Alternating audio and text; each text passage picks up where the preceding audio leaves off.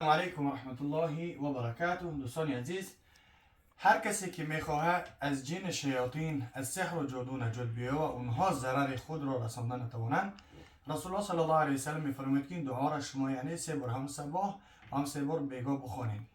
بسم الله الذي لا يضر مع اسمه شيء في الارض ولا في السماء وهو السميع العليم. این دعا را هم سحر و هم بیگاه 3 بار تکرار کنید. به اذن الله نه جن و نه شیاطین ضرر رسانده نمیتونن. و همچنین دعای دیگه است که بعد هر یک نماز اگر 3 مرتبه تکرارش کنید: سبحان الله و بحمده عدد خلقه و رضا نفسه و زینت عرشه و مداد کلماته. ان شاء الله که این دعا را که بخونین نه جن و نه شیاطین ضرر رسانده نمیتونن. الله نگهبانتون باشه. عین حال ما در شهر سنت پترزبورگ قرار داریم، در مهمونی برادرمان.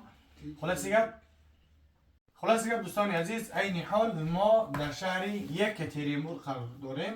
الله نگهبانتون باشه. و همچنین میتونید که برای حجامه هم بیاین، برای مساج و همچنین برای داروها هم هستن. خلاصه بعضی ها پرسان میکنن که چقدر خراب شد دیگه و دیگه. اگر اهمیت داشته در ویدیو ما خراب شده گیم الحمدلله. خلاصه میگم مثل میکسم استفاده برده استم، یعنی مخدم میخرم.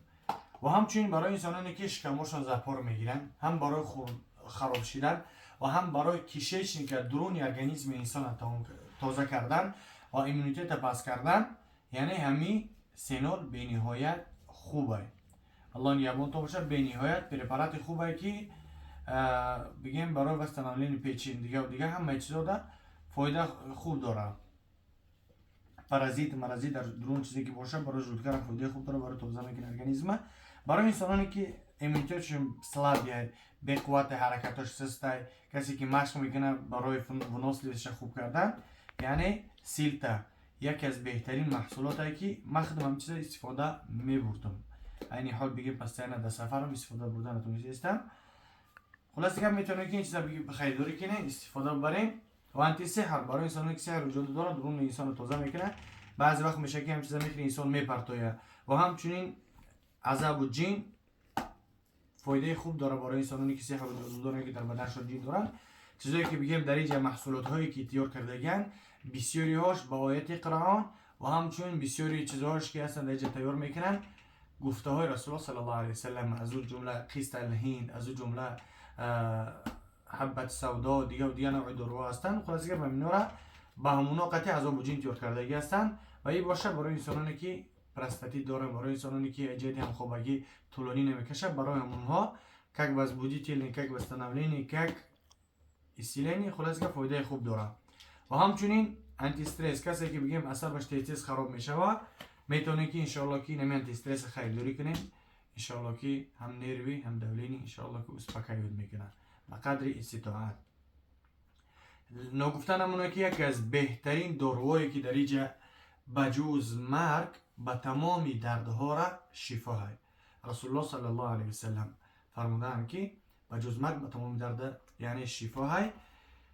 انشاءالله که به اخلاص و به نیت خوب قد استفاده برین، الله سبحانه و تعالی شفای کامل و عطا میکنه. و دیگه بسیاری نوع دارو هستن، دارو برای خراب شدن، فربشیدن، ماشینکه، خلاصه که خیلبه، ام پلوس، مجنون پلوس، خلاصه که بسیاری دارو هستن. فقط میتونید که انشاءالله یک زنگ بزنین، از نوع ما بگین برای شما رو انشاءالله که اسکیت کم میکنه. سیلته هسته هم مایدش و هم هسته کلانش به قدر استطاعت، یعنی نرخ نوا هستن. و تریچپ ها بگیم برای انسانانی که موی سرش میریزه فایده خوب داره، میتونی که استفاده برین. نکلا داره دیگه و دیگه چند نوعش هسته. خلاص که پراتیف و پلنی والس مثلا بگیم حتی بررسیش هم نوشتگی هستن که انسانانی که عربی را خوندن نمیتونن بررسی بخونن. خلاصه که بسیاری بعد خلاصه که گفتیم برای بوم دردار هم هسته، برای بستنولینی، برای گریباک. الله نگهبان حال کردیم و شما باشه.